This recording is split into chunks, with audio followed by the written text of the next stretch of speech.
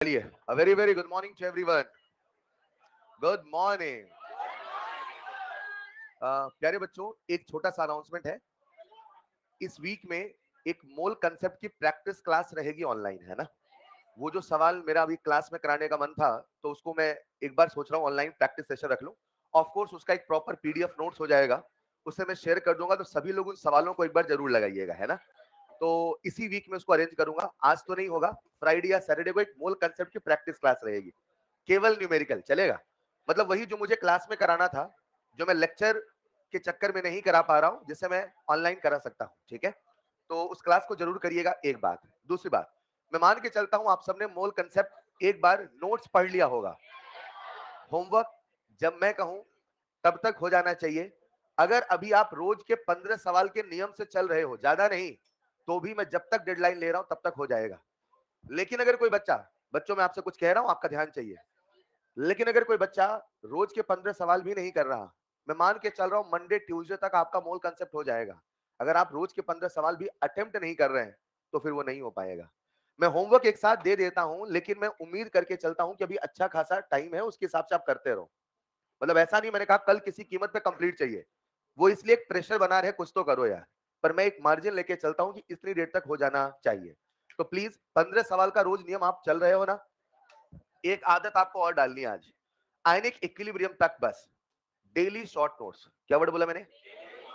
और अगर आपने डेली शॉर्ट नोट्स नहीं बनाया, तो फिर मैं आपसे कह रहा हूं, आप मुझसे मत कहना साहब चीजें बिगड़ रही हैं आयनिक में. आज से एक आदत और डालनी है, डेली शॉर्ट नोट्स. आज जितना पढ़ा उसको एक रफ पेज में लिखना है, यही डेली शॉर्ट नोट्स है. आज जितना पढ़ा उसको रफ पेज में लिखना है, यही डेली शॉर्ट नोट्स है. चलेगा? कॉपी में छत पे कहीं लिख लें, एक new habit, daily short notes till ionic equilibrium. बस आयनिक तक की तैयारी है. Daily short notes till ionic equilibrium. Daily short notes till ionic equilibrium. और आदत पड़ जाए, अच्छा लगे तो बाद में भी करते रहना चाहिए, पर आयनिक तक तो करना ही करना है, भले अच्छा लगे ना लगे. चलेगा? Is clear? आइए प्यारे बच्चों, आज की क्लास शुरू करते हैं. आप सबका ध्यान चाहिए. शुरू करूं? प्यारे बच्चों, लास्ट क्लास में हम लोगों ने स्टार्ट किया था इक्विलिब्रियम. गलत. हमारा जो सिलेबस है वो इक्विलिब्रियम नहीं है, वो है केमिकल इक्विलिब्रियम. थोड़ा सुनने की कोशिश करिएगा प्लीज. हमारा जो सिलेबस है वो इक्विलिब्रियम नहीं है, वो है केमिकल इक्विलिब्रियम. अगर आप केमिकल इक्विलिब्रियम पढ़ना चाहते हैं, तो सबसे पहले आपको केमिकल समझना पड़ेगा, बीच में जो स्पेस है उसे समझना पड़ेगा, और फिर अंत में कहीं आके इक्विलिब्रियम समझना पड़ेगा. इस चैप्टर को हमने टोटल 3 हिस्सों में डिवाइड किया है. सबसे पहला हिस्सा है थ्योरेटिकल, दूसरा है न्यूमेरिकल केपी एंड केसी, और तीसरा है प्यारे बच्चों लॉकअप यानी ली चैटलियर प्रिंसिपल. हाँ या ना? केमिकल वर्ड मैंने समझाना शुरू किया था. यार भिन भिन भिन भिन भिन भिना क्यों रहे हो? सुनो ना. हाँ, अगर आपको नहीं सुनना तो बोलो क्लास बंद करें. Listen carefully please. जब मैं बोलना शुरू करूं, इसलिए मैं आपसे पहले बोल देता हूं, स्टार्ट हो रहा हूं ताकि आप सुनना स्टार्ट करिए, तो फिर हम उसको अच्छे से स्टार्ट कर पाए. केमिकल वर्ड में मैंने सबसे पहले आपको एक वर्ड बोला, रिएक्शन. मैंने कहा मैं जब भी बोलूं रिएक्शन, उसका दो मतलब होगा, या तो होगा फिजिकल या तो होगा केमिकल. बच्चों, सबसे पहले रिएक्शन को समझना पड़ेगा. अगर रिएक्शन नहीं समझेंगे तो आगे के कंसेप्ट नहीं समझ में आएंगे, क्योंकि इस चैप्टर में रिएक्शन आपको पहचानना पड़ेगा. आपको समझना पड़ेगा कौन से रिएक्शन फिजिकल है, कौन से रिएक्शन केमिकल है. इन दोनों रिएक्शन को हमने फर्दर क्लासिफाई किया on the basis of heat, on the basis of speed, on the basis of direction. Very fast, very slow, moderate मैंने ऑलरेडी आपको सिखा रखा है. फिजिकल और केमिकल वो भी मैंने कल आपको सिखा दिया था. अगर हमें सीखना है तो what is exo, what is endo, और रिवर्सिबल रिवर्सल. बोलो हाँ या ना. बड़ी बात ये नहीं हमें उसका मतलब सीखना है, मतलब तो याद हो जाएगा. बड़ी बात ये है रिएक्शन देख के पहचानना आना चाहिए, कौन है एक्सो, कौन है एंडो, कौन है रिवर्सिबल, कौन है रिवर्सिबल. सर वो कैसे पहचाने? तो शायद कहानी चल रही थी एक्सो और एंडो की. बोलो हाँ या ना. एक्सो और एंडो में मैंने आप सबसे कहा था, सुनिएगा प्यारे बच्चों, अगर कभी किसी रिएक्शन में हीट निकल जाए तो एक्सो, हीट आ जाए तो एंडो. ये पहचानने के कई तरीके हैं, उनमें से एक तरीका है रिएक्शन का रिप्रेजेंटेशन. अगर कभी किसी सवाल में कोई रिएक्शन आपके सामने लिखी है, तो रिएक्शन के साथ उसका डेल्टा एच अगर निगेटिव आए तो समझ जाना वो एक्सो है. अगर डेल्टा एच नहीं लिखा मिलेगा रिएक्शन में, तो रिएक्शन कुछ इस प्रकार से लिखा मिलेगा, समझ जाना वो एक्सो है. कई बार सवाल आपको कंफ्यूज करने की कोशिश करता है, वो ऐसे लिखेगा a माइनस क्यू से बना b, समझ जाना ये भी एक्सो है। लेकिन हद तो तब हो जाती है जब आपके सामने केवल रिएक्शन लिखी होती है और पूछता है बताओ ये एक्सो है कि एंडो है। अब हम क्या करें, और नहीं पहचान पाओगे तो सवाल नहीं कर पाओगे। आपका सिलेबस आपसे उम्मीद करता है बच्चा कुछ बेसिक रिएक्शंस को पहचाने। हालांकि कौन सी रिएक्शन एक्सो है, कौन सी रिएक्शन एंडो है, इसका डिटेल्ड स्टडी आप सबको थर्मोडायनेमिक्स में, थर्मोकेमिस्ट्री में पढ़ाया जाता है। Enthalpy of combustion, enthalpy of formation, enthalpy of solution, enthalpy of this, enthalpy of that, दुनिया भर की सारी कहानी। लेकिन इस चैप्टर को पढ़ने के लिए इतना आपको समझ में आना चाहिए कि मैं किसी भी रिएक्शन को एक्सो या एंडो है ये बता सकता हूं just by looking at the delta. मन में सवाल आया साहब ये डेल्टा एनजी क्या है? सबसे पहले डेल्टा एनजी को डिफाइन करते हैं। डेल्टा एनजी, डेल्टा का मतलब एक था, एक है, एक रहेगा, चेंज। और चेंज का मतलब हमेशा होता है फाइनल माइनस इनिशियल। तो डेल्टा एनजी का मतलब है change in gaseous stoichiometric coefficient. Change in,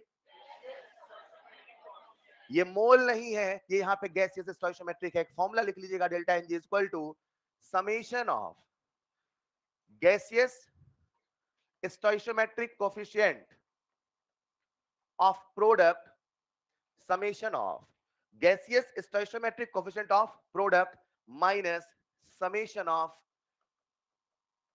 gaseous stoichiometric coefficient of reactant। जितने प्रोडक्ट गैसियस हैं उनका स्टोइचियोमेट्रिक कोएफिशिएंट, और जितने रिएक्टेंट गैसियस हैं उनका स्टोइचियोमेट्रिक कोएफिशिएंट, इसका जो चेंज है यही डेल्टा एनजी है। अगर मैं एक उदाहरण से समझाऊं तो ऐसे कहूंगा, एक रिएक्शन है ए गैस से बना 2b gas plus 2c gas. अगर आप ध्यान से देखें तो ये रिएक्शन गैसियस है, हाँ है। इसमें गैसियस प्रोडक्ट है, हाँ है। गैसियस रिएक्टेंट है, हाँ है। अगर मुझे निकालना डेल्टा एनजी, तो डेल्टा एनजी का मतलब है gaseous stoichiometric coefficient of product. तो बी भी प्रोडक्ट है, सी भी प्रोडक्ट है। इसका स्टोइचियोमेट्रिक का समेशन कितना हुआ 4 माइनस रिएक्टेंट का 1, यानी इसका डेल्टा एनजी कितना होगा 3। बच्चों आज बताओ इसका डेल्टा एनजी पॉजिटिव आया कि नेगेटिव? क्या इसका डेल्टा एनजी पॉजिटिव आया है? कल जब मैं आपको वो टेबल बना के लिखा रहा था तो मैंने कहा था अगर कभी डेल्टा एनजी पॉजिटिव आ जाए तो समझ जाना एंडो है, अगर कभी डेल्टा एनजी नेगेटिव है समझ जाना एंडो है। क्या मेरी बात समझ पा रहे हैं? नेक्स्ट पॉइंट में डेल्टा एनजी लिखिएगा और ये एग्जांपल लिख लीजिएगा। इस पूरी कहानी को एक छोटे से सवाल के माध्यम से आत्मसात करते हैं। मैं फिर दोहरा देना चाहता हूं, कौन सी रिएक्शन एक्सो है, कौन सी रिएक्शन एंडो है। इसका डिटेल्ड एनालिसिस आप सबको पढ़ाया जाता है थर्मोकेमिस्ट्री में, लेकिन इस चैप्टर को पढ़ने के लिए बेसिक इतना हमें पहले से पता होना चाहिए। चलेगा बच्चे? आइए जरा एक सवाल लिखिएगा। आइडेंटिफाई, लिख लो इसे, लिख लिया सबने? Identify which reaction is exo. Identify which reaction is exo and which is endo. आपको रिएक्शन देख के बताना है कि कौन सी रिएक्शन एक्सो है और कौन सी रिएक्शन एंडो है। आप सबके सामने कुछ रिएक्शंस लिखी हैं। N2 प्लस 3H2 से बना 2NH3। कौन है गैस, कौन है सॉलिड, ये तो आपको पता है ना बच्चों? जहां नहीं पता होगा मैं लिख दूंगा, निश्चिंत रहना। इन रिएक्शंस को देख के मात्र हमें बताना है वो एक्सो है कि वो एंडो है। PS3 से बना P प्लस H2, यहां पे PS3 फॉस्फीन गैस है, यहां फास्फोरस को मैं सॉलिड लिख रहा हूं और यहां हाइड्रोजन को मैं गैस लिख रहा हूं। इस रिएक्शन को आप बैलेंस कर सकते हैं, तो बैलेंस करने के लिए शायद यहां मुझे क्या लिखना पड़ेगा 3/2। आपको बताना है कौन सी रिएक्शन एक्सो है, कौन सी रिएक्शन एंडो है। CO2 सॉलिड से बना CO2 गैस, जब भी कभी सॉलिड गैस में कन्वर्ट होता है तो बच्चों छोटी क्लासेस में आपको ऐसा पढ़ाया जाता था, सॉलिड सीधे गैस में कन्वर्ट हो वही शायद सब्लिमेशन है। अभी मैं नाम नहीं बता रहा हूं, बस आपके सामने रिएक्शन लिखी है, आपको बताना है कौन है एक्सो कौन है endo. I am damn sure सबसे बन जाएगा। आ जाओ जरा, पहली वाली रिएक्शन का डेल्टा एनजी क्या सभी बच्चों ने निकाल लिया? 2 माइनस 4। सभी का ध्यान चाहिए, सभी का ध्यान चाहिए तो सीख पाएंगे। हम क्या निकाल रहे हैं? Delta NG. और डेल्टा एनजी का फॉर्मूला जस्ट अभी बताया, gaseous stoichiometric coefficient of product. मुझे बताओ ये गैस है कि नहीं है? है। इसकी स्टोइचियोमेट्रिक की वैल्यू 2, तो ये हो जाएगा 2 -4 कितना आया -2। बताओ डेल्टा एन जी नेगेटिव है कि पॉजिटिव? तो बताओ ये क्या हम रिएक्शन को देख के एक्सो एंडो बता सकते हैं? अब आप कहोगे सर ये जो आपने रूल बताया इसके पीछे का बेसिक फंडामेंटल थॉट क्या है? हम साइंस पढ़ते हैं, कहीं ना कहीं कारण जानने का मन तो करना चाहिए। इसका कारण बड़ा सिंपल है, पहले कारण बताता हूं, रुक जाओ अभी सवाल कर लेंगे, रुक जाओ थोड़ा सा। प्यारे बच्चों, ऐसा आपको बचपन में पढ़ाया जाता है, सॉलिड के मॉलिक्यूल पास पास, हाँ या ना? लिक्विड के मॉलिक्यूल, गैस के मॉलिक्यूल, कैसा पढ़ाया जाता है? अब थोड़ा ऐसा सोचो, ये गैसेस के मॉलिक्यूल है, इनकी रैंडमनेस ज्यादा है, इनके अंदर काइनेटिक एनर्जी, थोड़ा सोचना प्यारे बच्चों, जब आप गैस से लिक्विड की तरफ जाओगे, गैस से तो मॉलिक्यूल पास पास आए, उनकी एनर्जी घटी, यानी जो एनर्जी थी वो रिलीज हुई कि एब्जॉर्ब हुई? एनर्जी, यानी गैसेस अगर लिक्विड बन रहे हैं तो एनर्जी क्या हो रही? रिलीज। चलेगा बच्चे? तो उल्टा सोचो, अगर लिक्विड गैस बनेगा तो एनर्जी एब्जॉर्ब, यानी गैसेस ज्यादा बनना, गैसेस। क्या मेरी बात समझ पा रहे हैं? अगर किसी रिएक्शन में गैसेस बनते हैं, क्या बनते हैं? तो वहां एनर्जी एब्जॉर्ब हुई कि रिलीज हुई? एब्जॉर्ब। समझ पाए? आ जाओ, यहां पे कौन थे? गैसेस, इनकी काइनेटिक एनर्जी, तो क्या उनके अंदर एनर्जी ज्यादा थी? जब गैसेस को लिक्विड बनाया तो क्या उसकी एनर्जी कम हुई? तो एनर्जी कम हुई तो कुछ निकली होगी। अब लिक्विड से सॉलिड बनाओ तो क्या एनर्जी और कम हुई? तो क्या और एनर्जी निकली होगी? यहां से गैस से लिक्विड से सॉलिड, बताओ एक्सो हुआ कि एंडो? तो यहां से यानी गैसेस का बनना एनर्जी का एब्जॉर्ब करना हुआ कि नहीं हुआ? गैसेस बनेंगी ज्यादा, क्या बोला? तो एनर्जी एब्जॉर्ब होगा, एग्री और नॉट? अगर किसी रिएक्शन का डेल्टा एनजी, जैसे इसका सेकंड रिएक्शन का, क्या आप मुझे डेल्टा एनजी बता दोगे? डेल्टा एनजी पॉजिटिव है कि नेगेटिव? अगर डेल्टा एनजी पॉजिटिव है मतलब गैसियस प्रोडक्ट ज्यादा बने हैं, मतलब प्रोडक्ट में ज्यादा गैस है, मतलब एनर्जी अब्सॉर्ब हुई है। यहां से कंसेप्ट जन्म लेता है डेल्टा एनजी पॉजिटिव तो और डेल्टा एनजी नेगेटिव तो। अपने को तो सवाल करना है, दिमाग में कर लो सेट। Delta H negative exo, delta H negative, delta H negative, delta n g negative, delta H positive, delta n g positive. क्या इसका डेल्टा एनजी 1 है? क्या ये रिएक्शन एंडो है? क्या इसका डेल्टा एनजी बता दोगे कितना है? जो भी है 1 से तो बड़ा है।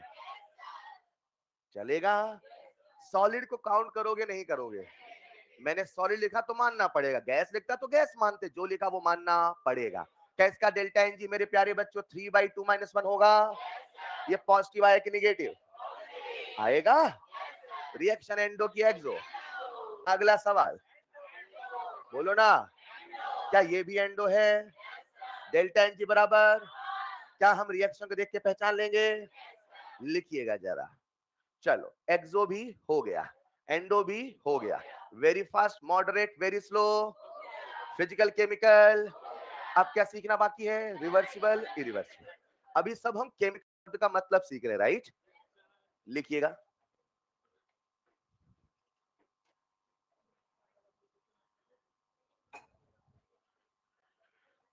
लिख लिया होगा? लिखिएगा नेक्स्ट पॉइंट। तो ऐसे सवाल जब हम पढ़ेंगे लॉकअप यानी लीस्ट एट प्रिंसिपल, वहां आपको रिएक्शन देख के पता करना होगा कौन सी रिएक्शन एक्सो है, कौन सी रिएक्शन एंडो। आओ देखते हैं हमने क्या क्या सीखा। लिख लिया होगा सबने? जल्दी लिख रहे बच्चों? चलिए, हमने क्या क्या सीखा आप सबका ध्यान चाहिए। मैं जब भी बोलूंगा रिएक्शन, क्लियर है? या तो होगा, या तो होगा, सीखने के एटीट्यूड से बैठिए, या तो होगा, सब कुछ यही पानी जैसा याद हो तो मजा आएगा, छोटे छोटे कंसेप्ट बड़े बनेंगे, या तो होगा फिजिकल, या तो होगा। अब दुनिया में जितनी भी रिएक्शन है, क्या फिजिकल केमिकल हीट के बेसिस पे हमने क्लासिफाई कर लिया? या तो होगा, या तो होगा, रिएक्शन देख के बता दोगे? क्या इनको हमने स्पीड के बेसिस क्लासिफाई किया? बता दोगे? अब दुनिया में जितनी भी रिएक्शन है, जितनी भी, मतलब वो कुछ भी हो सकता है। अरे हाँ या ना? दुनिया में जितनी भी रिएक्शन है on the basis of direction, उसे हमने दो तरीके से क्लासिफाई किया, एक है रिवर्सिबल, एक है इरिवर्सिबल। रुको, रिवर्सिबल प्रोसेस अलग है, इरिवर्सिबल प्रोसेस अलग है, रिवर्सिबल रिएक्शन अलग है, इरिवर्सिबल रिएक्शन अलग है। मैं आज आपको रिवर्सिबल इरिवर्सिबल रिएक्शन बताने वाला हूं कि प्रोसेस रिएक्शन। कॉपी में लिखिएगा next point, reversible and irreversible reaction. Reversible and irreversible reaction. कहीं साइड में बादल बना के लिख दीजिएगा। रिवर्सिबल इरिवर्सिबल प्रोसेस अलग है, रिवर्सिबल इरिवर्सिबल प्रोसेस अलग है। सर ये क्या है? इसका मतलब आपको बताऊंगा थर्मो में। रिवर्सिबल इरिवर्सिबल प्रोसेस अलग है, आज मैं आपको बताने वाला हूं रिएक्शन। ये मान के चलता हूं आप सब काइनेटिक्स पढ़ के आए हैं, आइए जरा समझते हैं। प्यारे बच्चों, दुनिया में दो तरह की रिएक्शन है। कुछ रिएक्शन है रिवर्सिबल, कुछ रिएक्शन है, मैंने एक वर्ड बोला, दुनिया में दो तरह की रिएक्शन है। दुनिया में, बेटा सुनिएगा, बेटा सुनिएगा, दुनिया में दो तरह की रिएक्शन, कुछ है रिवर्सिबल, कुछ है इरिवर्सिबल। अब हमें दो चीजें सीखना है। सर रिवर्सिबल क्या है, इरिवर्सिबल क्या है, और कैसे हम किसी रिएक्शन को देख के बता दे कौन है रिवर्सिबल कौन है इरिवर्सिबल। दो पॉइंट्स पे अध्ययन करने वाले हैं, समझ पाएगा। सबसे पहले बताओ रिवर्सिबल होता क्या है, पहले समझ लीजिए फिर लिखिएगा। रिवर्सिबल एक ऐसी रिएक्शन होती है, रिवर्सिबल एक ऐसी जिसकी टेंडेंसी फॉरवर्ड में भी जाने की होती है और जिसकी टेंडेंसी बैकवर्ड में भी जाने की होती है। ऐसी रिएक्शन का नाम ही प्यारे बच्चों रिवर्सिबल रिएक्शन होती है। सुनो सुनो, क्या ये रिएक्शन रिवर्सिबल है? और वहीं पे दुनिया में कुछ ऐसी भी रिएक्शन होती हैं जो कैसी होती हैं, इरिवर्सिबल। यानी ये ऐसी रिएक्शन है जो केवल एक ही डायरेक्शन में चलेंगी। अगर अच्छा, हमेशा अगर डायरेक्शन नहीं बोला तो बच्चे से कहा जाता है एक ही डायरेक्शन चलेगी सर, फॉरवर्ड की बैकवर्ड नहीं।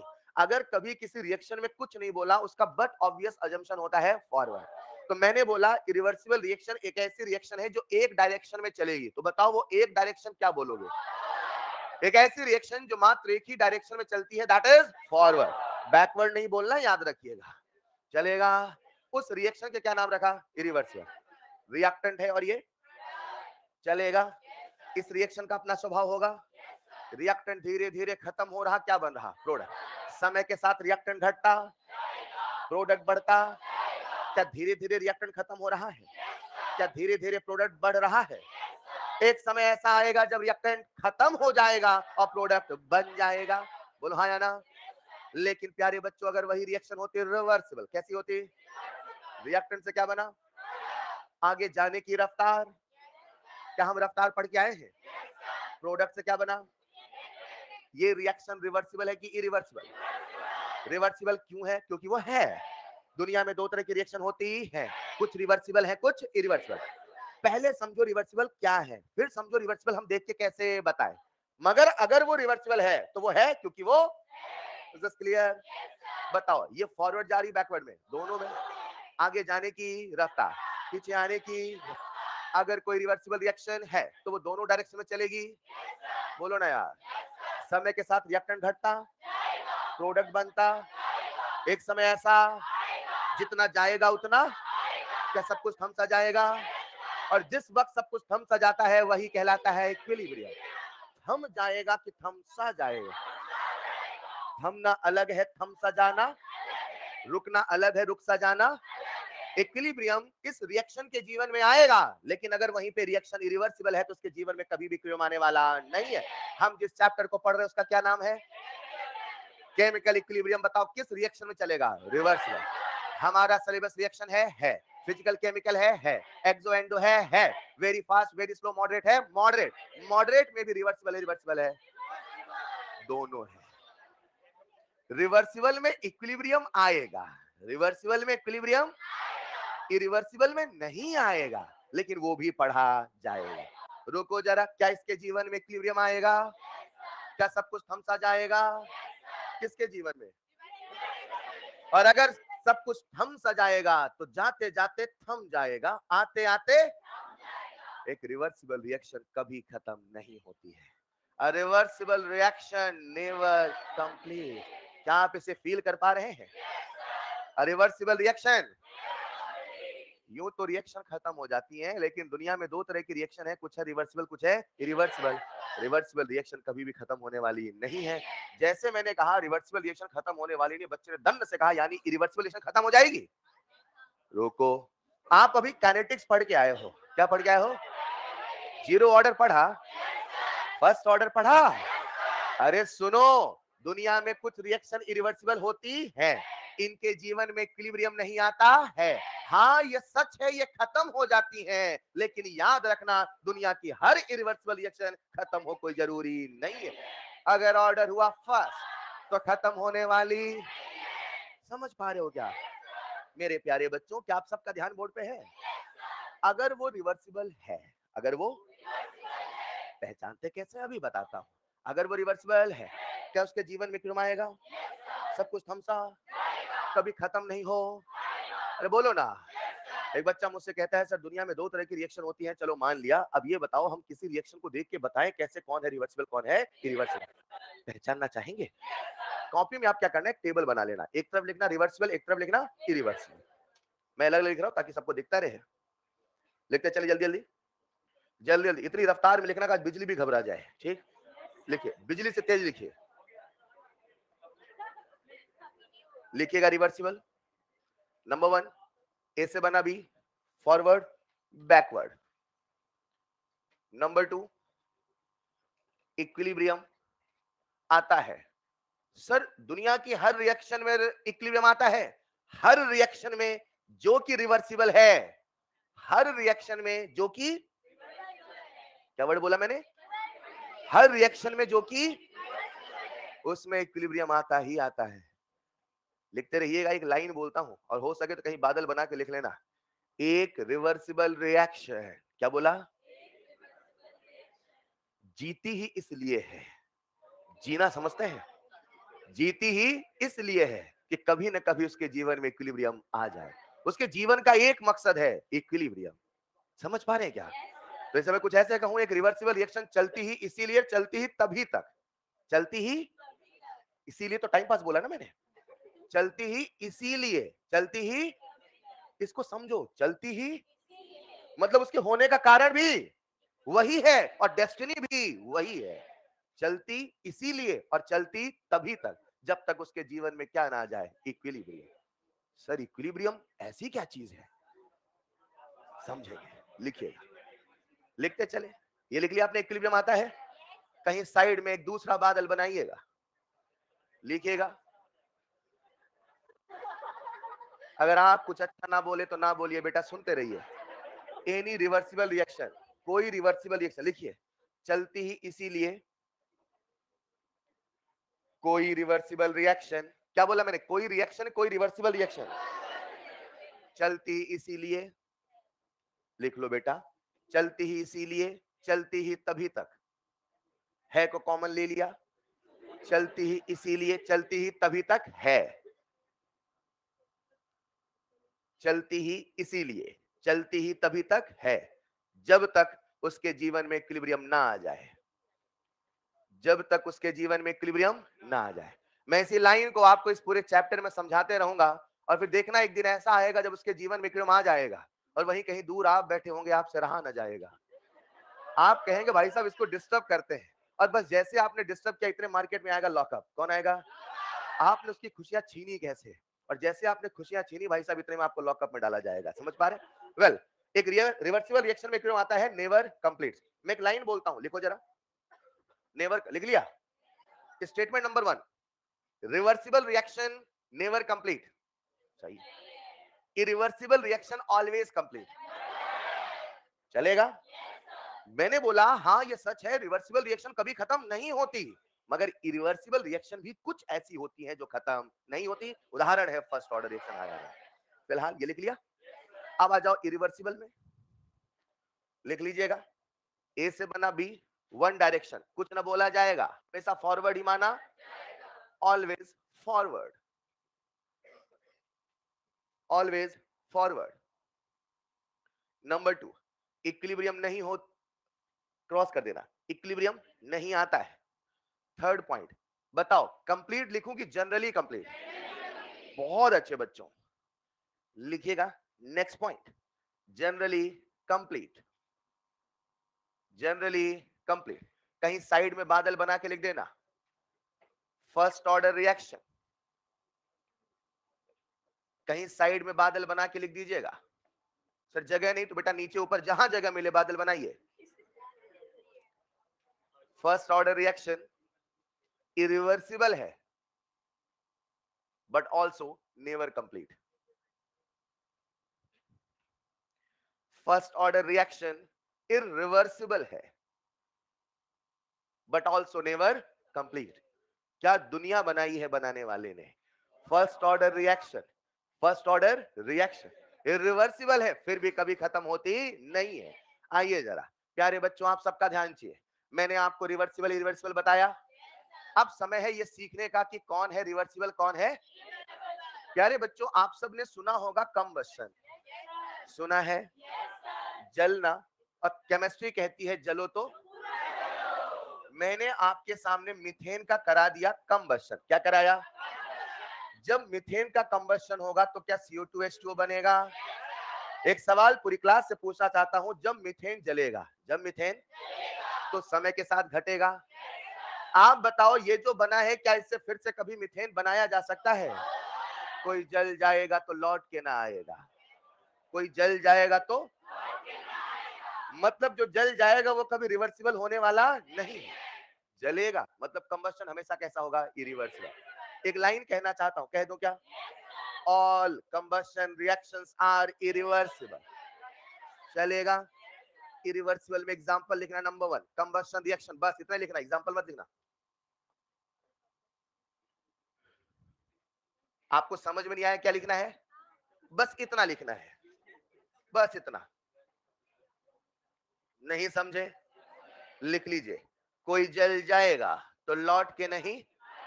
आइए जरा प्यारे बच्चों, एक रिएक्शन होती है जिसका नाम है प्रिसिपिटेशन, समझ पा रहे हैं। आइए जरा, मैंने आपके सामने एक रिएक्शन लिखा, सब लोग बोर्ड पे आइए। AgNO3, आ जाओ बच्चों।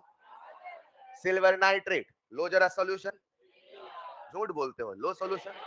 किसका सॉल्यूशन लिया, सब लोग ले सॉल्यूशन। ऐसे कैसे ले रहे हो, अच्छे से बॉटल पकड़ो ना पूरा यार। हाँ सॉल्यूशन ले रहे हो कि। ये हमारे पास सिल्वर नाइट्रेट का सॉल्यूशन है। आइए जरा, क्या ये हमारे पास सॉल्यूशन है सिल्वर नाइट्रेट का। All nitrates are water soluble. मान लो आईओसी में पढ़ाएंगे, किसी का भी नाइट्रेट हो वाटर सॉल्युबल होता है। ये सिल्वर नाइट्रेट का सॉल्यूशन है। इतने में आपने अपने हाथ में एक दूसरा बॉटल लिया, NaCl सॉल्यूशन ले लो जरा। दोनों को मिलाओ, मन कर रहा था। जब मिलाओगे तो क्या AgCl का PPT बनेगा। PPT यानी जमना, PPT यानी, अरे हाँ या ना।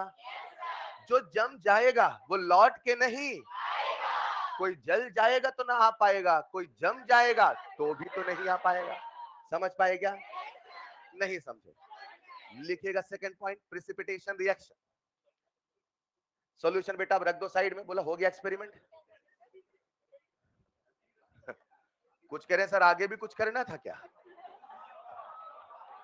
लिखिए जरा। कोई जल जाएगा, कोई जम जाएगा। जलना और जमना हुआ इरिवर्सिबल, हाँ या ना। आइए जरा, आप सबका ध्यान मुझे चाहिए बोर्ड पे। प्यारे बच्चों, क्या आप सबने स्ट्रॉन्ग एसिड का नाम सुना है। कितने थे, 6। कितने थे। क्या आप सबने स्ट्रॉन्ग बेस का नाम सुना है, कितने थे, 153। हाँ, हद करते हो यार आप, हैं। अभी पेपर में इलेक्ट्रो आने वाला है। चलो आप मत बोलो, आप बस सुना करो, ठीक। मैं पूछूं बेटा कितने थे, मैं बता दूंगा, कोई दिक्कत नहीं। आइए, क्या स्ट्रॉन्ग एसिड 6 थे, क्या स्ट्रॉन्ग बेस भी 6 थे। इन 6 के अलावा कोई आएगा तो वीक माना, मान लेता हूं नहीं याद है, फ्री आयनिक में आएगा। अभी मान लो ऐसे थे, मान लो। अच्छा, स्ट्रॉन्ग एसिड जो होते हैं क्या उनका अल्फा 1 होता है, ये 1 होता है कि लगभग 1 चलेगा। ये लगभग पूरे टूट, याद आ रहा है। कंसंट्रेशन के बदलने से भी इनका अल्फा बदलता। बहादुर वो नहीं जो समंदर तैर के पार करते, बहादुर वो है जिनकी कश्तियां तूफानों में भी नहीं डूबती है। किसी को अरे रुको, आधों को लाइन समझ में आई, कंसेप्ट समझ में नहीं आया। मैं ये कहना चाहता हूं, स्ट्रांग मतलब बहादुर। जो वास्तव में बहादुर है उनका अल्फा कभी बदलने वाला। आ जाओ जरा, मैंने रिएक्शन कराया HCl का, किसके साथ कराया?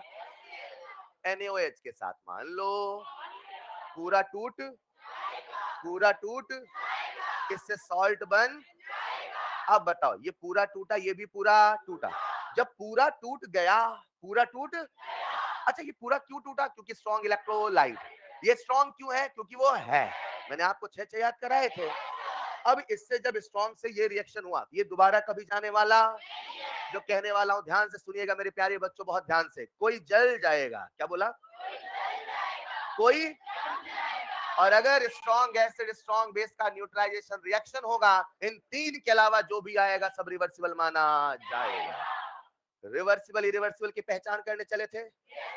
जलना इरिवर्सिबल, जमना irreversible, SASB SASB SASB irreversible. इनके अलावा जो भी आएगा रिवर्सिबल माना। फलाना रिवर्सिबल, ढकाना weak acid weak base, weak acid weak base, weak acid strong base. उनके अलावा कुछ भी आएगा रिवर्सिबल माना। अब एक सवाल करते हैं, एग्जांपल लिखना इरिवर्सिबल में। पहले precipitation, combustion, reaction of SA and SB,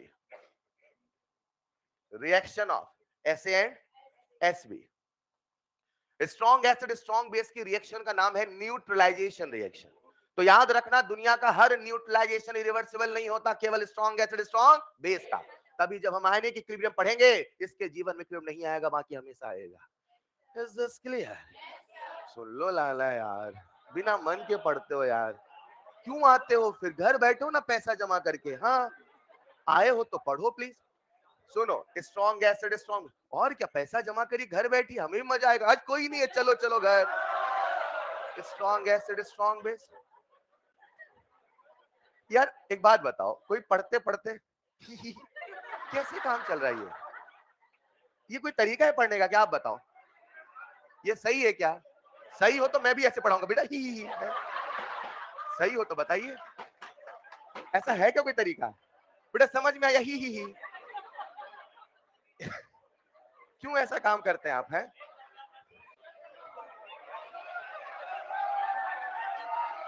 इधर लिखो, लिखो वीक एसिड। हाँ ध्यान से पढ़ो ना, याद करो यहाँ पे।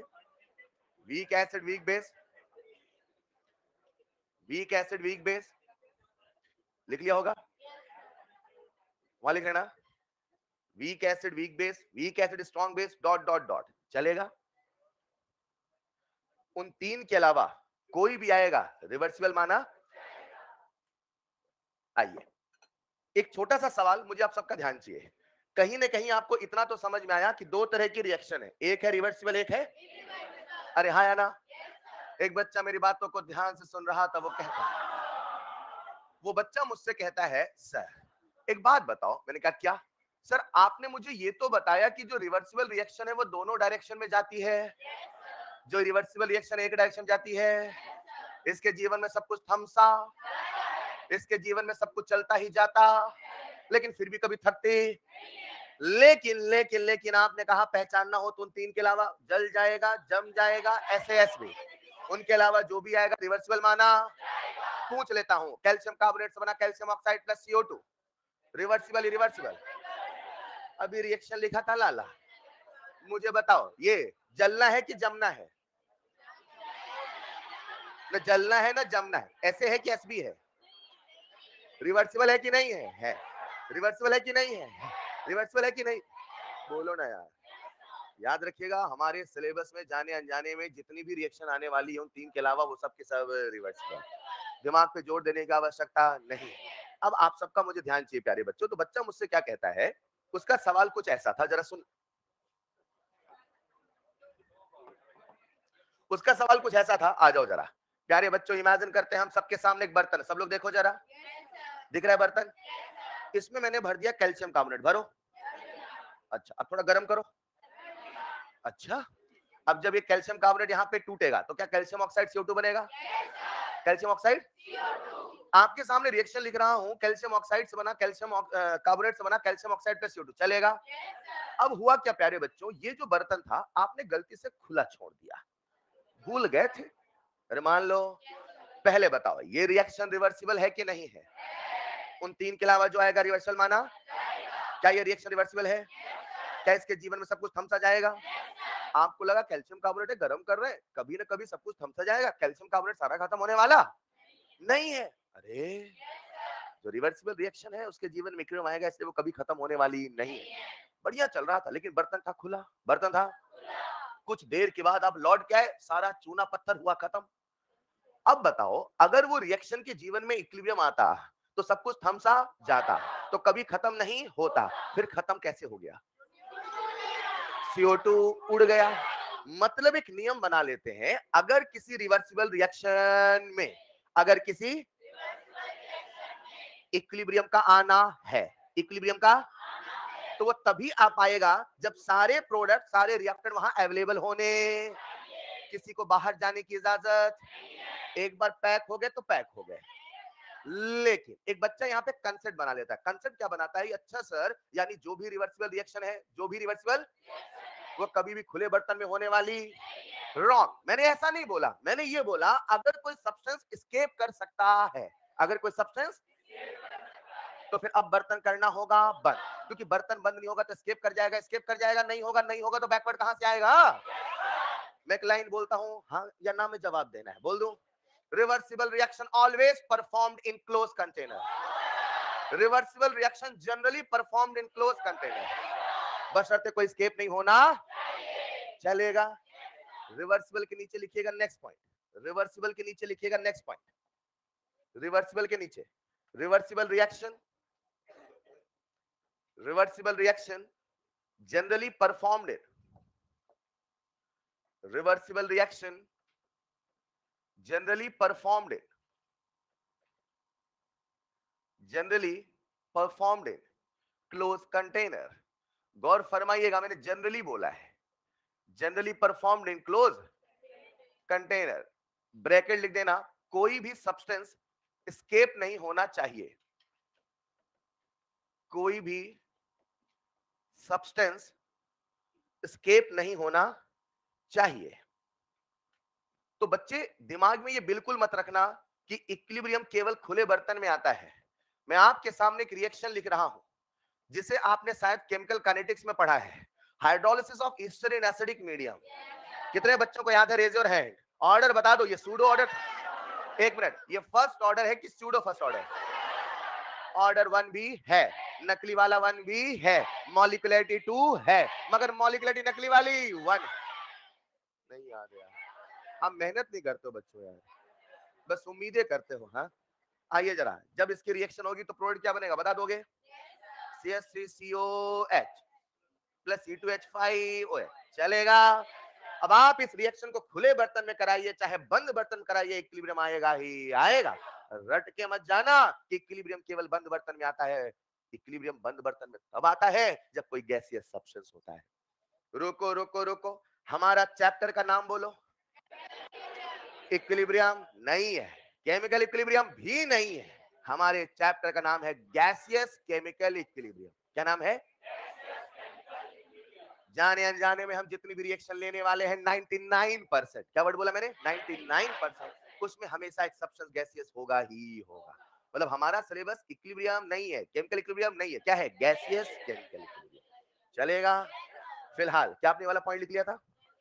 नीचे पॉइंट लिखना, ये वाली रिएक्शन CH3COH प्लस H2O से बना CH3COH प्लस C2H5OH। जल्दी लिख ले, लिख लेना।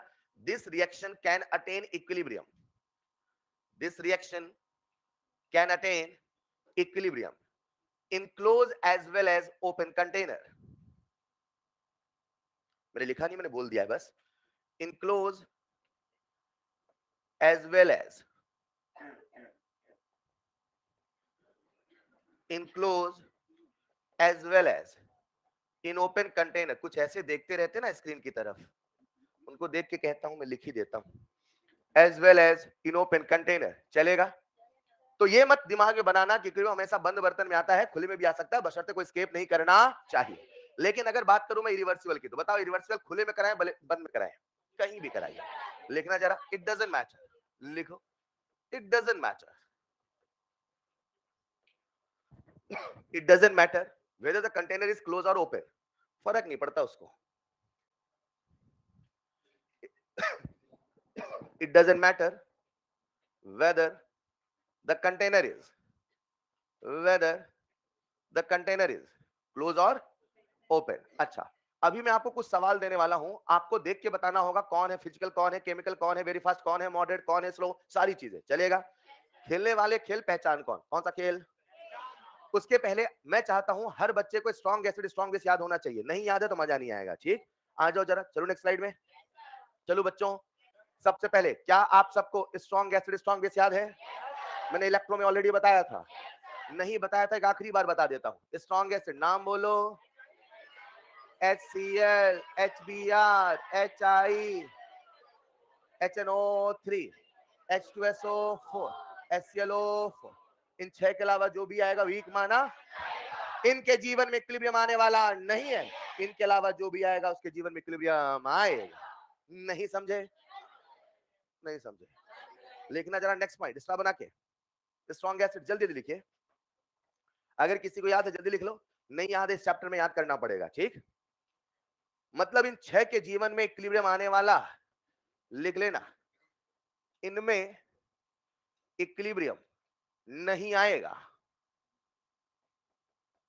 इनमें इक्विलिब्रियम नहीं आएगा। तो जब मैं आयनिक पढ़ाऊंगा, जब भी रिएक्शन लिखूंगा देखना HCl सिंगल एरो बनाऊंगा, लेकिन HCN डबल एरो, क्योंकि इनके जीवन में इक्विलिब्रियम आने वाला नहीं है फिलहाल। इन द सेम वे अगर हम बात करें स्ट्रॉन्ग बेस की, किसकी बात करें, तो वैसे आपको याद तो कराया था, नहीं याद है तो बता दो। लिथियम नहीं है, बेरिलियम नहीं है, याद आया?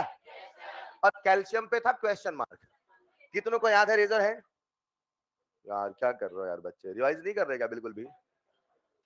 सर वो भी तो आप ही कराओगे, हमसे क्यों उम्मीद करते हो, है ना? पढ़ाओ भी आप, डिस्कशन भी आप करो, सब आप करो, रिवीजन भी आप कराओ। हम आ रहे हैं, ये कम है क्या? नहीं, एग्जाम हम दे देंगे सर, उसकी टेंशन ना लो आप, है ना? एग्जाम तो दोगे ना आप लोग। आइए जरा बेटा, ये कैल्शियम लिखा था, ठीक है। इनके अलावा जो, इनके अलावा लिथियम, बेरिलियम, मैग्नीशियम, जो भी एल्किली एल्काइन है सारे सारे स्ट्रॉन्ग है। आपको याद करना था कि मैं सवाल करा पाऊं, लिख लो एक बार। लिथियम के बाद दूसरा कौन है? Sodium, potassium, rubidium, caesium. हाँ बस बस ठीक है। ऐसा सोचिए, बेटा मांग रहा था, क्या मांग रहा है तू, यही काम बचा है, घर से निकालो इसको। इसको घर से निकाल दिया, समझ पा रहे क्या? लिथियम अलग ही था। अब जितने बचे NaOH, KOH, RbOH, caesium hydro, समझ पा रहे क्या? Strontium SrOH whole twice, BOH whole twice. Hello, ये सारे के सारे स्ट्रॉन्ग है। क्या है ये? स्ट्रॉन्ग। एक बार लिख लो, इनके हाइड्रोक्साइड स्ट्रॉन्ग है। सर कैल्शियम पे आपने क्वेश्चन मार्क क्यों लगाया है? इसका पत्ता खोलेंगे आयनिक में, चलेगा? अभी मान लो इस पे सर संदेह है, घर में कुछ और है, बाहर कुछ और है, मान लो संदेह, चलेगा? लिख लीजिएगा, इनके हाइड्रोक्साइड, बड़ा अजीब बोर्ड है, नहीं मिटाने के लिए इतना दूर आना पड़ता है। लिखिए लिखिए, इनके हाइड्रोक्साइड स्ट्रॉन्ग है, इनके हाइड्रोक्साइड स्ट्रॉन्ग है, चलेगा? तो इनके अलावा जो भी आए उसे क्या मानोगे? वीक। आइए एक सवाल के माध्यम से इस कंसेप्ट को करते हैं आत्मसात। लिखिएगा, पहचान कौन। एक बच्चा मुझसे कह रहा है सर कोई ट्रिक बता दो SASB की, हद कर रहा है, इतनी बड़ी केमिस्ट्री में इन 6 पे किस्सा खत्म, क्या और भी छोटा ट्रिक चाहिए बेटा? इससे भी छोटा क्या? 6 के अलावा आएगा वीक माना, 6 के अलावा आएगा वीक माना, पूरी केमिस्ट्री खत्म हो गई। अभी कह रहा था थोड़ा और छोटा कर दो। वाह रे बेटा, लिखो जरा सवाल, पहचान कौन। आइडेंटिफाई द रिएक्शन, आपको रिएक्शन पहचान करके बताना है। ठीक, आपको बताना है। सबसे पहले रिवर्सिबल इरिवर्सिबल खेल लेते हैं, लिखो रिवर्सिबल एंड इरिवर्सिबल।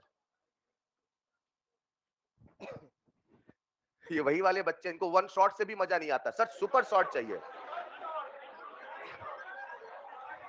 क्या कह रहे हैं सर? वन शॉट भी बड़ा लग रहा है सर। आइए जरा, इन इन बच्चों के लिए तो वीडियो आते हैं 7 दिन में नीट निकालिए।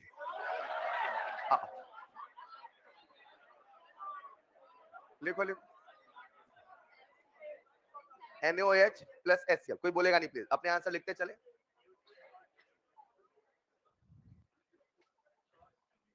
और ये वीडियो देखते भी हैं, 7 दिन पहले ही देखते हैं।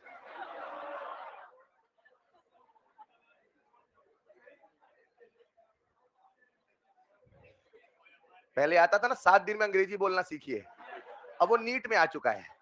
अंग्रेजी बोल लोग थक गए, अब ना हो पाएगा, अब नीट में आ गए। क्यों ऐसी बातें करते हैं?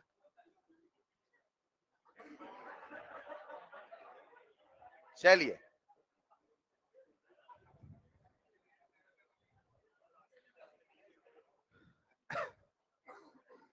आपको बताना है इनमें से कौन सी रिएक्शन रिवर्सिबल है, कौन सी रिएक्शन इरिवर्सिबल है।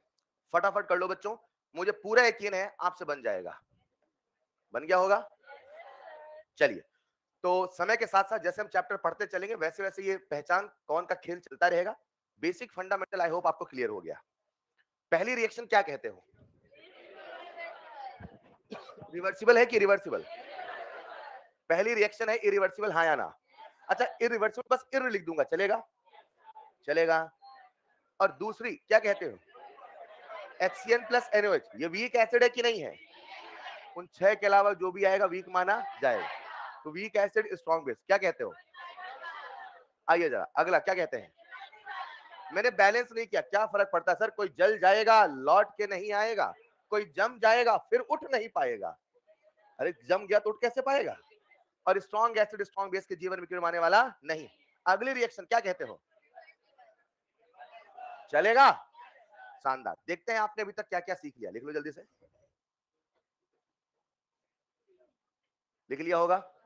ए रुको जरा, चौथी वाली रिएक्शन एक्सो है कि एंडो, क्या बता पाओगे? कैसे बता दोगे?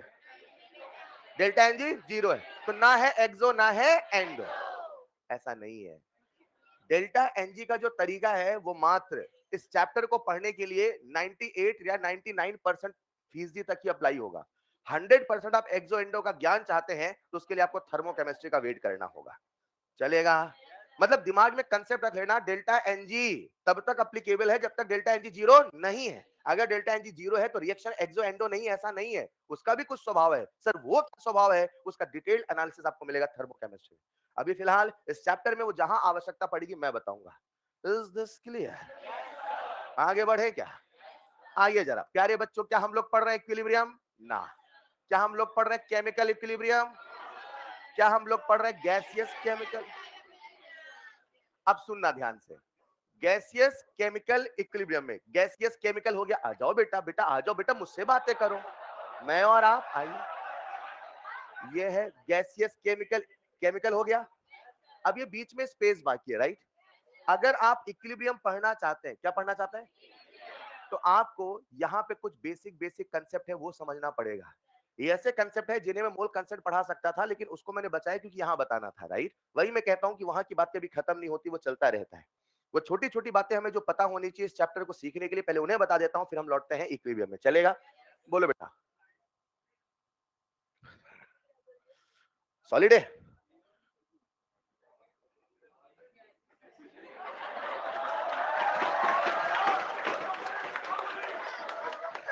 बिल्कुल सही कह रहे हैं आप। अगर ये रिएक्शन आपके सामने लिखी है तो फिजिकल स्टेट जो होगा वो स्पेसिफाइड होगा। इन केस अगर आपको नहीं बोला जाता तो हमेशा नेचुरली अबंडेंट मानते हो, यही आप लॉजिक लगाते हो, राइट? एक बच्चे ने मुझसे कहा सर अगर हम I2 को सॉलिड मान लें, I2 को सॉलिड मान लें, तो फिर अब आप मुझे बताओ कि ये एक्सो है एंडो, आप बता दोगे। लेकिन ये रिएक्शन, एक मिनट फिर से, हमारा सिलेबस क्या इक्विलिब्रियम है? ना। क्या केमिकल इक्विलिब्रियम है? ना। क्या है? गैस है। 99%, क्या वर्ड बोला मैंने? 99। मैं आपको जितनी भी बातें बताऊंगा, जितने भी लॉज, जितने भी कंसेप्ट, वो सब गैसेस में चलेंगे और लास्ट में फिर आपको मैं अलग हेट्रोजीनियस का भी किस्सा बताऊंगा। चलेगा? तो फिलहाल जाने अनजाने में सब सबसे कैसे हैं? गैसेस। हेलो। अब अगर आप इस चैप्टर को पढ़ना चाहते हैं तो कुछ बेसिक कंसेप्ट समझना पड़ेगा। लिखिएगा next point, some basic concept before equilibrium. Some basic concept before equilibrium. बच्चों, इक्विलिब्रियम आईने को पानी पानी कर डाले ना, मजा आएगा यार, क्या कहते हो? पर आपको कसम खानी पड़ेगी, रोज 15 सवाल और डेली शॉर्ट नोट्स, रोज 15 सवाल डेली शॉर्ट नोट्स। कर रहे हो ना? करते रहिए। ज्यादा नहीं, बहुत कम उम्मीदें करता हूं, बस उतना तो करिए यार। 15 सवाल नहीं कर सकते रोज? आप तो 500 सवाल रोज करते हो, 15 कर लो, बस हो जाएगा काम। 15, बस 15 चलेगा। आइए लिखिएगा, some basic concept before equilibrium. Number 1, जो जो आपको पहले से पता हो हाँ कहते चलना, ठीक? क्या प्यारे बच्चों, आप सबने मोल फ्रैक्शन सुना है? क्या हर बच्चे को मोल फ्रैक्शन निकालना आता है? पक्का? मेरे पास एक बर्तन है, इसमें एक सब्सटेंस ए, एक दूसरा सब्सटेंस बी है, इसका मोल Na है, इसका मोल Nb है, चलेगा? अगर मोल न देगा, वेट देगा तो मोल निकाल लोगे? अगर वॉल्यूम देगा तो मोल निकाल लोगे? फिलहाल मोल निकालना आता है? कितने फॉर्मूले? 3। वेट वाला चलेगा? क्या आप मुझे ए का मोल फ्रैक्शन बता दोगे? Na अपॉन, क्या बी का मोल फ्रैक्शन बता दोगे? चलेगा? क्या मोल फ्रैक्शन का समेशन 1 होता है? क्या मोल फ्रैक्शन का रेशियो ही मोल का रेशियो होता है? ऐसा क्यों लग रहा सब कुछ पढ़ा पढ़ा सा है? लिखिएगा बेसिक कंसेप्ट नंबर 1, जल्दी से रफ्तार में।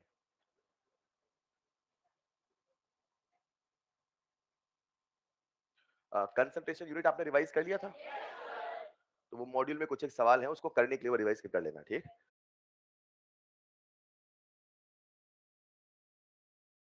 आते हो राइट? एक बच्चे ने मुझसे कहा, सर अगर हम I2 को सॉलिड मान लें, I2 को सॉलिड मान लें, तो फिर अब आप मुझे बताओ कि ये एक्सो है एंडो, आप बता दोगे। लेकिन ये रिएक्शन, एक मिनट फिर से, हमारा सिलेबस क्या इक्विलिब्रियम है? ना। क्या केमिकल इक्विलिब्रियम है? ना। क्या है? गैस है। 99%, क्या वर्ड बोला मैंने? 99। मैं आपको जितनी भी बातें बताऊंगा, जितने भी लॉज, जितने भी कंसेप्ट, वो सब गैसेस में चलेंगे, और लास्ट में फिर आपको मैं अलग हेट्रोजीनियस का भी किस्सा बताऊंगा, चलेगा? तो फिलहाल जाने अनजाने में सब सबसे कैसे हैं? गैसेस। हेलो। अब अगर आप इस चैप्टर को पढ़ना चाहते हैं तो कुछ बेसिक कंसेप्ट समझना पड़ेगा। लिखिएगा next point, some basic concept before equilibrium. Some basic concept before equilibrium. बच्चों, इक्विलिब्रियम आईने को पानी पानी कर डाले ना, मजा आएगा यार, क्या कहते हो? पर आपको कसम खानी पड़ेगी, रोज 15 सवाल और डेली शॉर्ट नोट्स, रोज 15 सवाल डेली शॉर्ट नोट्स। कर रहे हो ना? करते रहिए। ज्यादा नहीं, बहुत कम उम्मीदें करता हूं, बस उतना तो करिए यार। 15 सवाल नहीं कर सकते रोज? आप तो 500 सवाल रोज करते हो, 15 कर लो, बस हो जाएगा काम। 15, बस 15 चलेगा। आइए लिखिएगा, some basic concept before equilibrium. Number 1, जो जो आपको पहले से पता हो हाँ कहते चलना, ठीक? क्या प्यारे बच्चों, आप सबने मोल फ्रैक्शन सुना है? क्या हर बच्चे को मोल फ्रैक्शन निकालना आता है? पक्का? मेरे पास एक बर्तन है, इसमें एक सब्सटेंस ए, एक दूसरा सब्सटेंस बी है, इसका मोल Na है, इसका मोल Nb है, चलेगा? अगर मोल न देगा, वेट देगा तो मोल निकाल लोगे? अगर वॉल्यूम देगा तो मोल निकाल लोगे? फिलहाल मोल निकालना आता है? कितने फॉर्मूले? 3। वेट वाला चलेगा? क्या आप मुझे ए का मोल फ्रैक्शन बता दोगे? Na अपॉन, क्या बी का मोल फ्रैक्शन बता दोगे? चलेगा? क्या मोल फ्रैक्शन का समेशन 1 होता है? क्या मोल फ्रैक्शन का रेशियो ही मोल का रेशियो होता है? ऐसा क्यों लग रहा सब कुछ पढ़ा पढ़ा सा है? लिखिएगा बेसिक कंसेप्ट नंबर 1, जल्दी से रफ्तार में।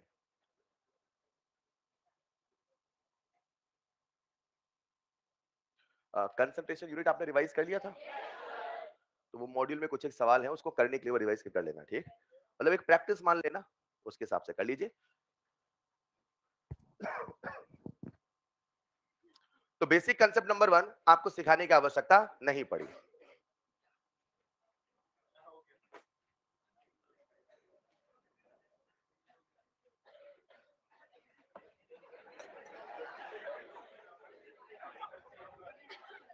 सबने लिख लिया होगा मोल फ्रैक्शन। आइए चलते हैं नेक्स्ट बेसिक कंसेप्ट की ओर। अभी दशहरा मेला आ रहा है,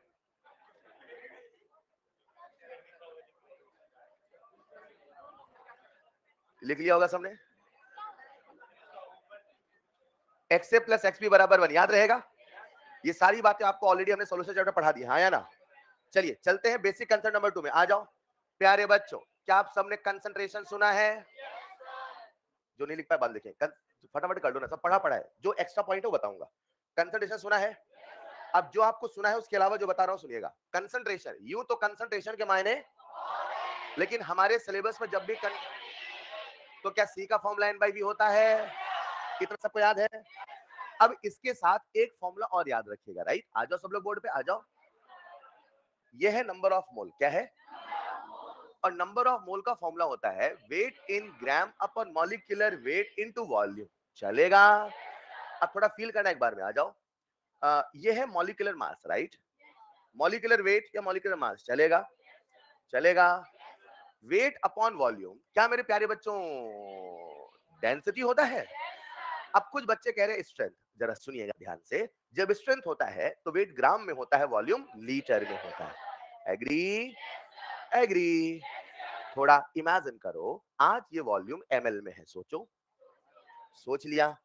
तो अगर ये वॉल्यूम एमएल में है तो क्या उसे लीटर में कन्वर्ट करोगे? क्योंकि मोलैरिटी के फॉर्मूले में वॉल्यूम हमेशा लीटर में होता है। अगर लीटर में कन्वर्ट करना पड़ेगा तो क्या ऊपर 1000 आएगा? मैं लिख देता हूं, नीचे वॉल्यूम लिखा एमएल में, ऊपर 1000 लिख डाला। एग्री? वेट अपॉन वॉल्यूम क्या ये डेंसिटी बना? वेट अपॉन वॉल्यूम क्या ये डेंसिटी बना? यानी आज मेरे सामने कंसंट्रेशन का एक और फॉर्मूला आ चुका है, C बराबर D बाई M इंटू 1000, बशर्ते डेंसिटी ग्राम पर ml में होना। अगर डेंसिटी ग्राम पर लीटर में हो, अगर, जो कि होगा नहीं, मगर अगर हुआ तो बताओ क्या फर्क आएगा? सर ग्राम पर लीटर हुआ तो फिर 1000 आने वाला, मतलब जब भी डेंसिटी होगा ग्राम पर ml में ही फॉर्मूला चलेगा। लिखिएगा बेसिक कंसेप्ट नंबर 2, रिवाइज करते रहना। कितने कंसेप्ट हो गए लाला?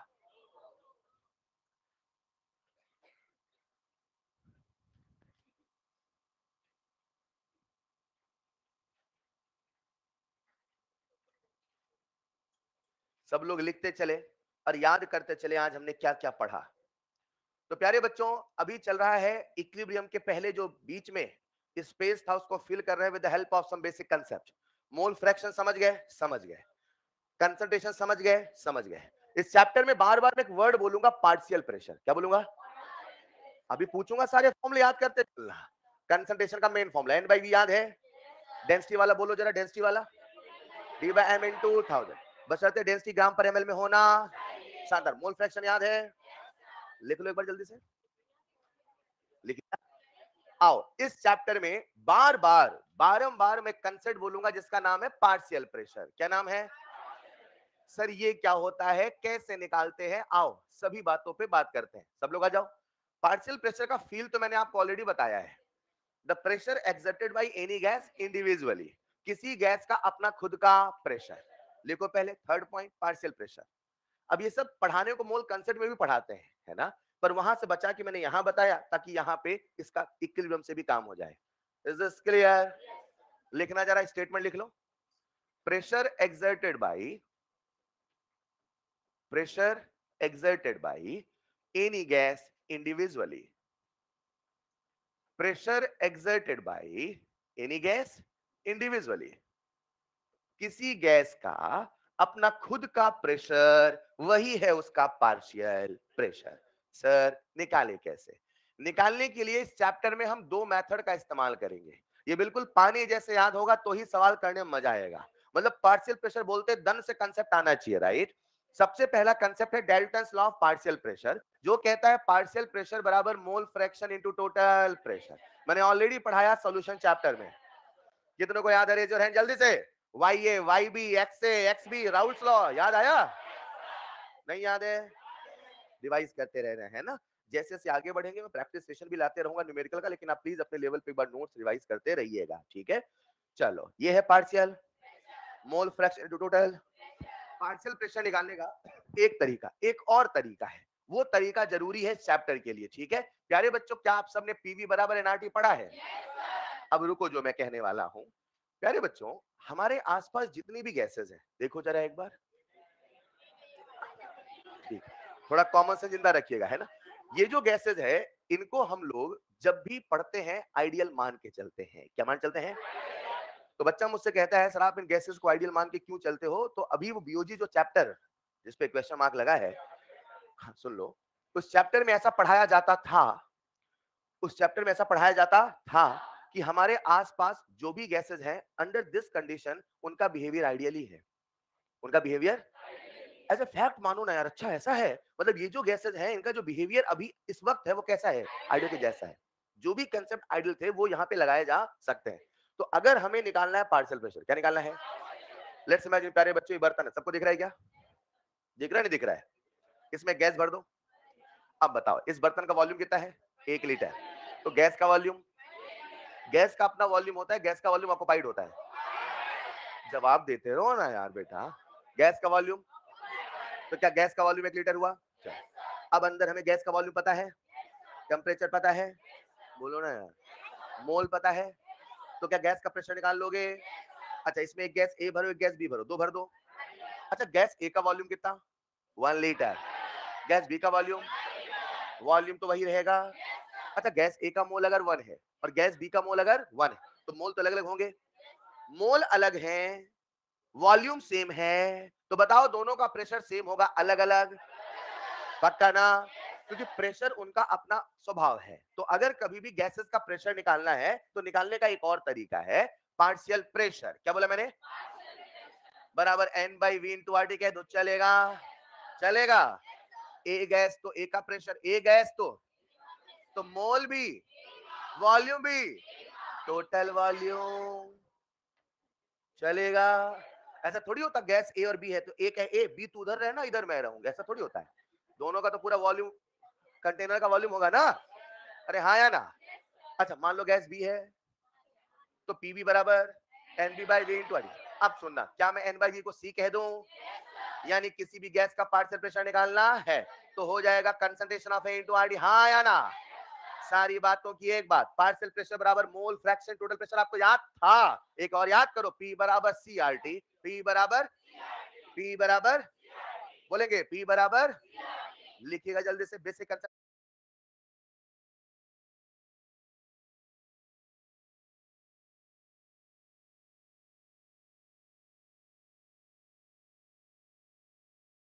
नंबर 3। कितने कंसेप्ट हो गए?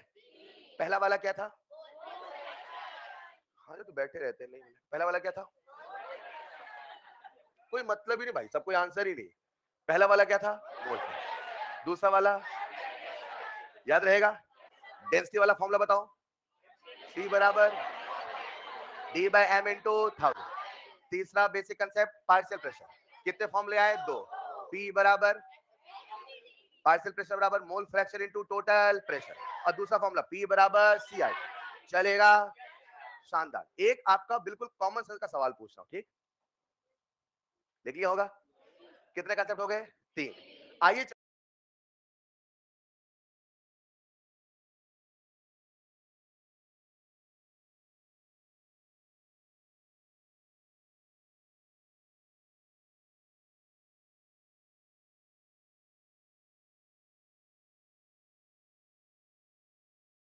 चलते हैं बेसिक कंसेप्ट नंबर 4 की ओर। चले? नहीं लिख पाए बेटा?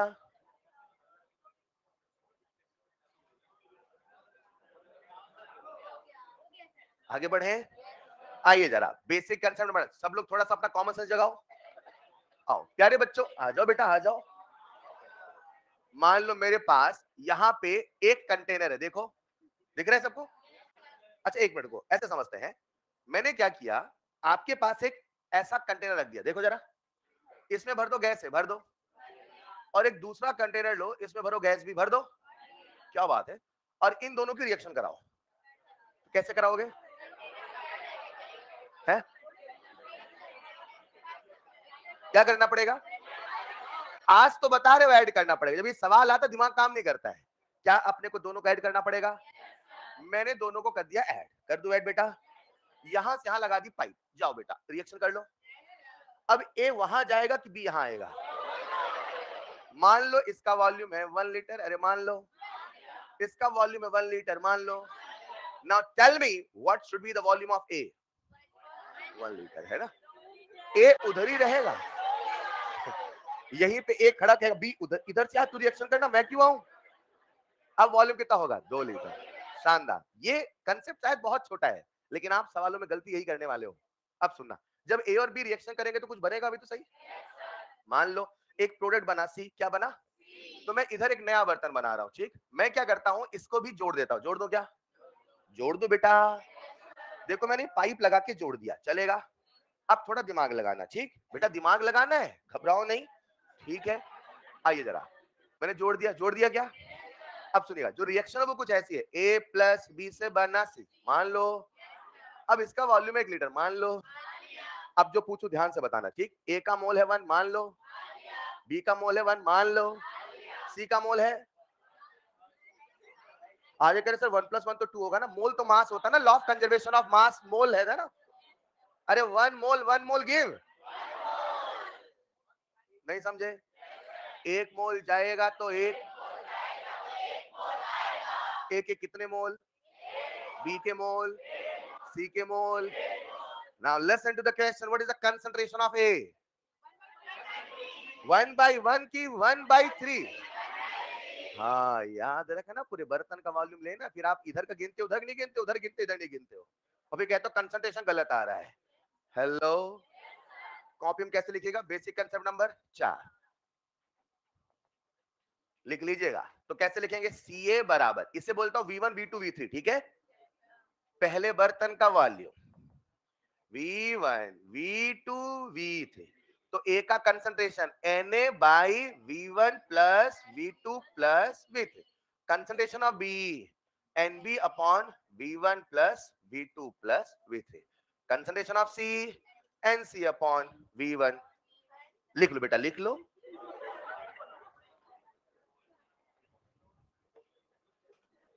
चलिए, कितने बेसिक कंसेप्ट हो गए,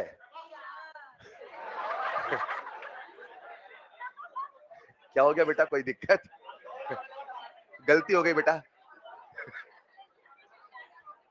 एक वो लाइट जाती है तब चिल्लाते नहीं रहते हो, तो लाइट जैसे चिल्ला रहा था, वो आइटम लाइट आ गई, वही हुआ आपके साथ है।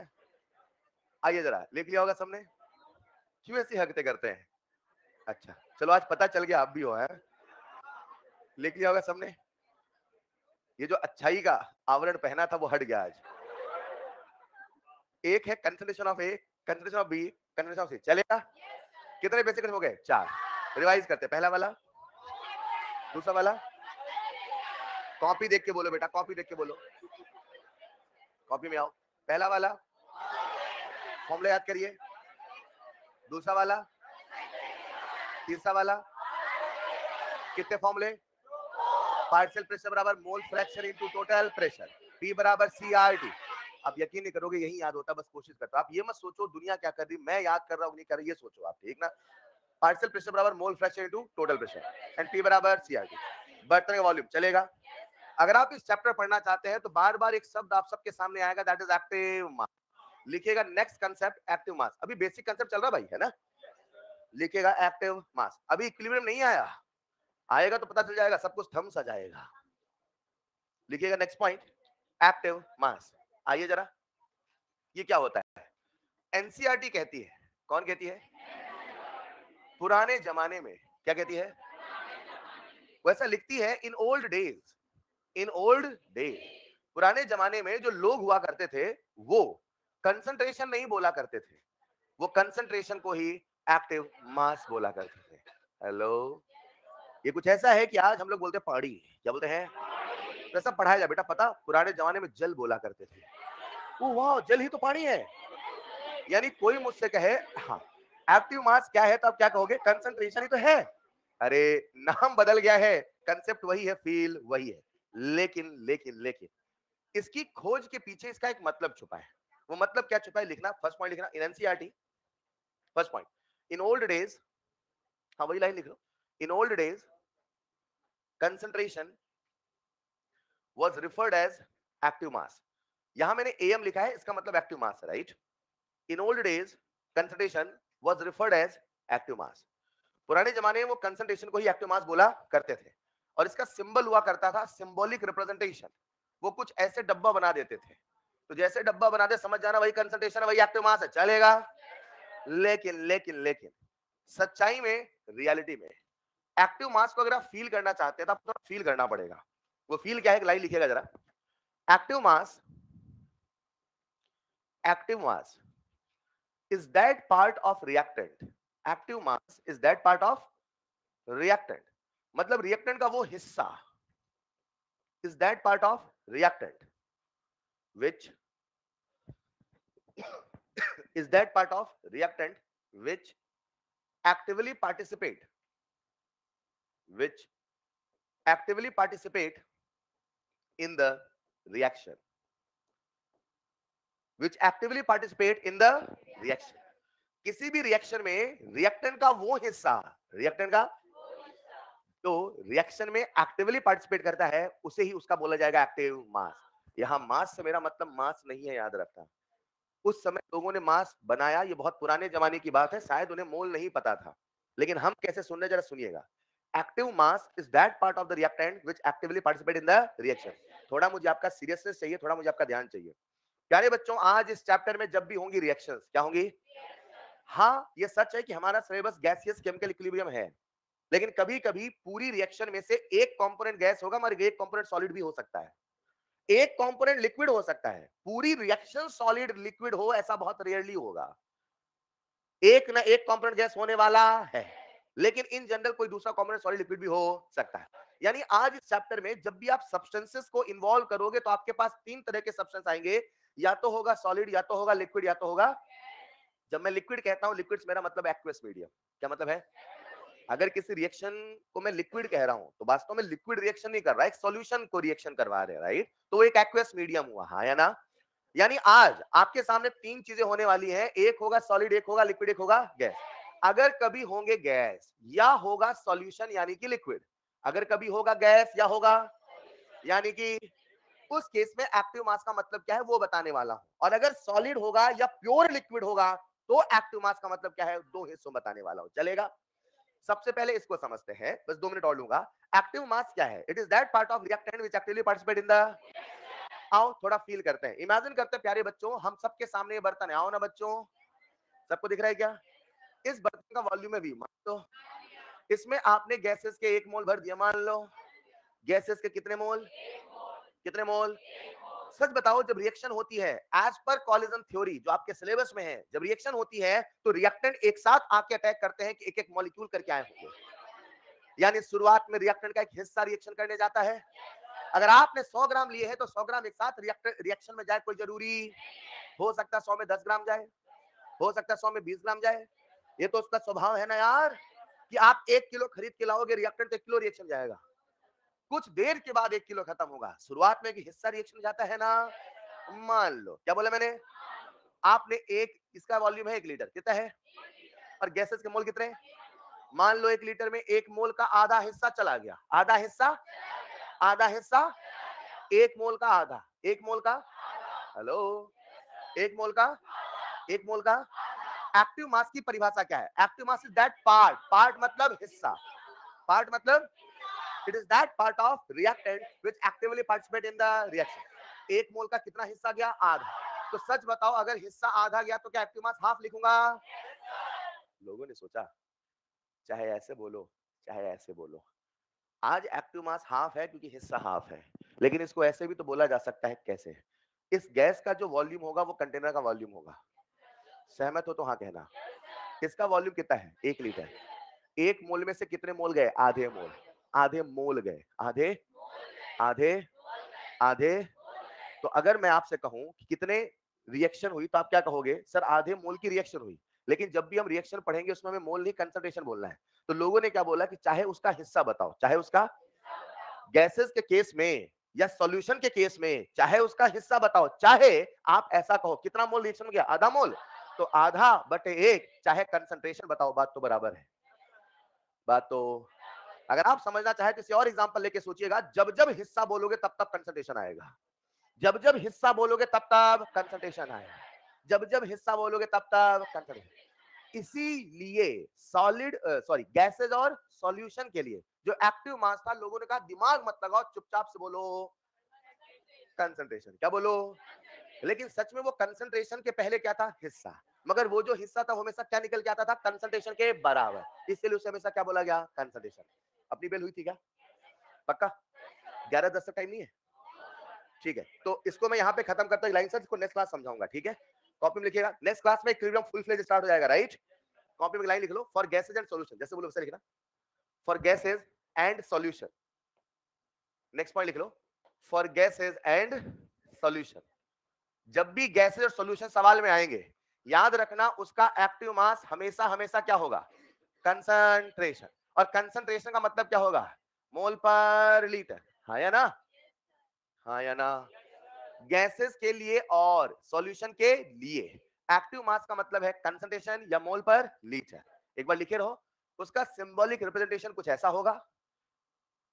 सेकंड पॉइंट लिखना, ओनली फॉर गैसेस, समझाऊंगा नेक्स्ट क्लास में, लिखे रहो बस। Only for gases active mass is also it's partial pressure. क्यों सर? समझाऊंगा नेक्स्ट क्लास में। Active mass is also it's partial pressure. सारी बातों की एक बात, पहले फैक्ट याद करो, अगर गैसेज या सॉल्यूशन आएगा, गैसेज या, तो एक्टिव मास का मतलब कंसंट्रेशन भी है, और गैसेज के लिए एक्टिव मास का मतलब प्रेशर भी है। सारी बातों की एक बात, गैसेज के लिए एक्टिव मास कंसंट्रेशन भी है, पार्शियल प्रेशर भी है, सॉल्यूशन के लिए केवल फील कराऊंगा नेक्स्ट क्लास में, ठीक? यहाँ पे कॉपी में दिखा दिया, फील बताऊंगा, चलेगा? आज के लिए इतना ही, आपका होमवर्क वही रहेगा, मॉड्यूल खत्म करो। एक्सरसाइज 3 मोल का नहीं करो तो भी चलेगा, 1-2 सवाल अटेम्प्ट करते रहो, जो मैं प्रैक्टिस सेशन लाऊं उसके बाद फिर सब कर लेना, चलेगा? आज के लिए इतना ही। दो चीजें मांगी है, 15 सवाल और डेली, याद दिला रहा हूं, 15 सवाल और डेली। अगर ये चूके तो फिर आने के बाद मेरे पास बताना, बता रहा हूं, चलेगा? दो काम करिए फिर देखिएगा। आज के लिए इतना ही, मिलते हैं इस क्लास में, थैंक यू सो मच।